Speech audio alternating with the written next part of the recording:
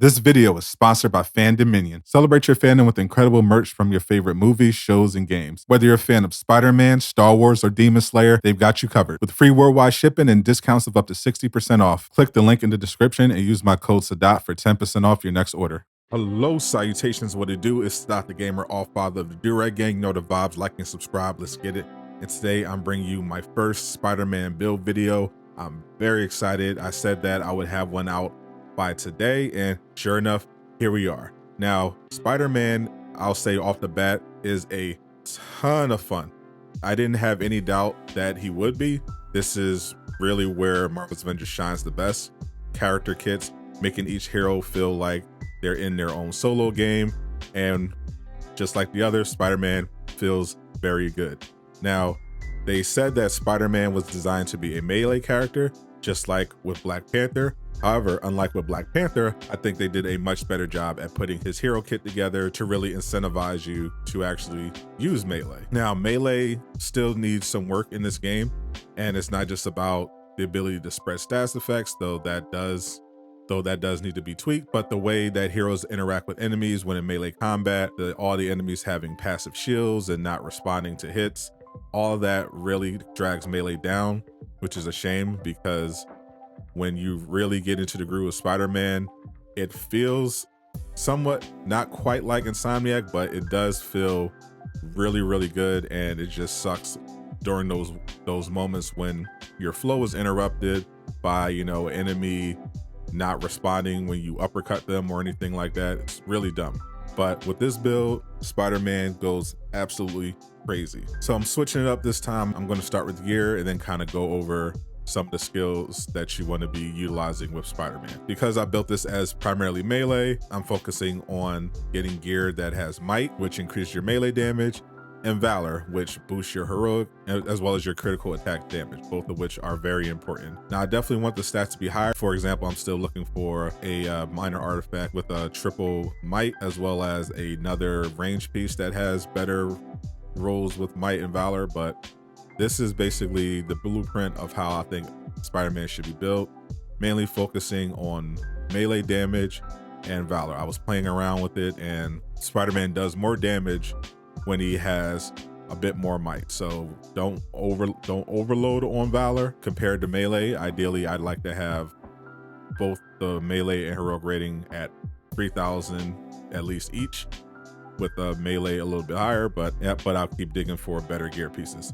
Now, this is not going to be my final build. Obviously, I don't have all of Spider-Man's exotics yet, so I'm going to be providing more coverage for Spider-Man in the future, but this is sort of the blueprint that I'm going with. I do not have any interest in playing a ranged version of Spider-Man. that animation, the animations he has are really bad, and his ranged power attack takes a really long time to do. It's really not efficient. So in the melee slot, I have the Faultless Pulse Gloves. I was looking for the Faultless buff, but I mainly wanted to test out having Sonic. I looked through Spider-Man different attacks to see which melee attacks are good for spreading status potentially. And so far it looks like the heavy combo finisher is his best move for spreading status. I was hoping I could get something for the signature, but after about 2 hours of farming in Wakanda, I could not find a single piece for Spider-Man that does status on his signature attacks, which is unfortunate because I think that would be pretty decent. But Sonic and Spider-Man, as you probably guessed, goes very well together. So I will frequently use the heavy combo finisher, which looks kind of like Web Blossom from the Insomniac Spider-Man game. Kind of wish that was his ultimate. It just looks really cool, and he can spread the status around in a circle, so it's a nice little AoE attack. And Sonic, obviously very good. If you don't know, Sonic is one of the newer status effects. It stuns enemies and it recharges the intrinsic and heroics of any heroes that are nearby. Range piece is a throwaway. I have the targeted spark cartridges. I do like targeted spark. I have a 22% chance of a heroic charge burst on ranged critical attacks, and the web shooters do plasma so that I can get a little bit of a battery effect going, but I usually do not do this. I really enjoy the melee, and you do a lot of damage in melee. Ideally, I want to replace this with a piece that has valor resolve, and might instead of precision. Chest piece, I have reactive empowerment. Got a really good role here with might and valor in the 50s. And reactive empowerment is great with Spider-Man. Whenever you take 22% chance when taking damage to grant an intrinsic burst. Spider-Man is all about his intrinsics. When he is overcharged, you can do a takedown regardless of whether or not they're stunned. So you can imagine that you're going to be getting a lot of heroic orbs out of this. So having your intrinsic constantly filling up is very important.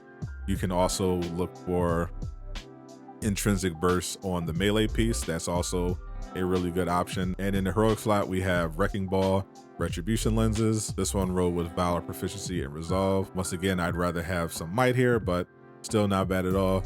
35% increased critical attack damage while Wrecking Ball is active, very good. 14% chance defeating enemies grants a damage buff. And I have the Berserker Protection, successfully landing 16 attacks without taking damage grants a defense buff.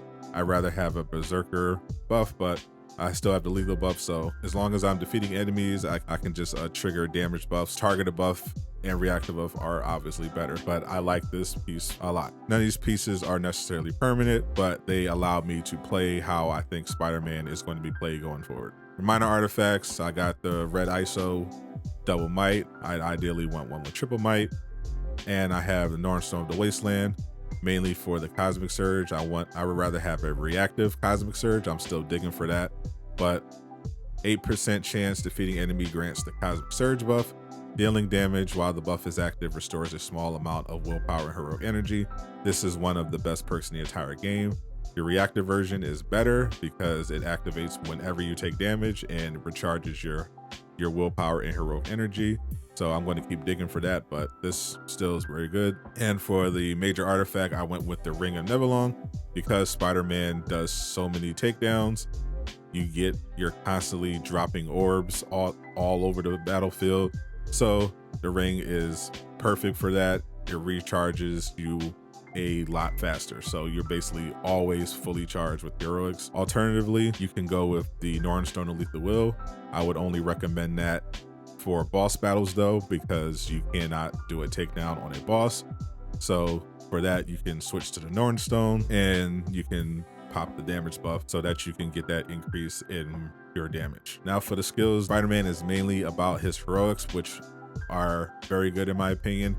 The support heroic is the Spider Drone, which is similar to Black Panther's Colonial Beads. You summon the drone follows you around and shoots at the enemies. But the Spider Drone shoots webs at the enemies. Just similar to Black Panther, you can alter the behavior of your Spider Drone. If you hold it, you can have the Spider Drone defend a certain point while it's active, which can be very useful if you're forced to stand in a circle while somebody hacks. And I have it set to high emissions. The Spider Drone shoots concentrated blasts of webs, dealing more damage. This breaks block, does decent damage, and it's constantly building up that web status. And we love the web status because when enemies are webbed, you can do takedowns. They obviously cannot attack you. Great for crowd control. Spider-Man really excels at that. Alternatively, there's a healing version of this. If you go medical attention, the drone emits a healing pulse every 5 seconds, and it restores 50% of the max willpower for all nearby allies. And defensive stance, it's similar to Iron Man's support heroic. The drone activates an energy barrier that stops all incoming projectiles and provides all heroes inside the barrier with armor that reduces damage taken by 30%. With efficient output, increases web status buildup from the Spider Drone's projectiles by 25%. The assault heroic is of course the web bomb. Press R1, throw the web bomb, and it detonates, webbing up enemies in AoE. Now, this is once again another great crowd control skill for Spider-Man. And for this, I have web retraction. Instead of releasing the webbing in a large area, the bomb fires out 6 web tethers at nearby targets, webbing and pulling them together, this works similar to Kate Bishop's Singularity assault heroic. It's great for drawing enemies together. I like to combine that with the ultimate. You could also, if you're on the team, this is also good if you want to get the enemies into one spot. So Thor can do a Bifrost or something. Over here, I have Supercharge, increases the web bomber charge speed by 20%. And for the ultimate, I went back and forth this. So webs up enemies, but it also acts kind of like a Brooklyn Brawler. While it's active, you take 20% less damage and you deal 15% more damage. And I have it right now set to Spider's Nest. The Wrecking Ball leaves behind a web hazard that will apply web status to any enemies that walks into it. And if you trip them, slam them, or throw them, they will instantly be webbed up. Alternatively, you can use Web Brawler. I was using that a lot. And this essentially does what people have been asking melee characters to be able to do, which is deal status with all their melee attacks. And while this is active, every time you do a melee attack, it will build up web status, so you don't have to rely on your ranged attacks to apply the web. You can just punch them and it will build up. Either one is a good option. I recommend Spider Nest for crowd control scenarios, but I think Web Brawler is pretty good just in general. Over here, Extra Win, defeating enemies during Wrecking Ball extends the duration by 2 seconds. This one makes it really like Brooklyn Brawler, whereas Brooklyn Brawler, you can extend it with Takedown. This one extends by 2 seconds every time you defeat an enemy while it's active. I've gotten this up to nearly a minute. Is very effective. Over on the mastery side, copy this. And for the champion side, as usual, champion system still has not been updated yet. So everything I said in other videos remains the same. If you have some champion points, you want to use them for critical damage, critical chance, heroic charge rate, perk chance, and fortification. Everything else is a waste of time. That's the build. I hope you enjoy. Spider-Man is a ton of fun to play, and I will keep digging for gear and finding more and more ways to make Spider-Man as powerful as possible. I'm still looking to see if he has like a Nahanda's armor type of piece, if you remember that from Black Panther, that makes him completely overpowered. If I do find it, I will definitely let you know, and hopefully it does not get patched as fast as Black Panther's was. Thank you once again for watching. I'm Sadat the Gamer, signing out. Member of the elite team must be defeated.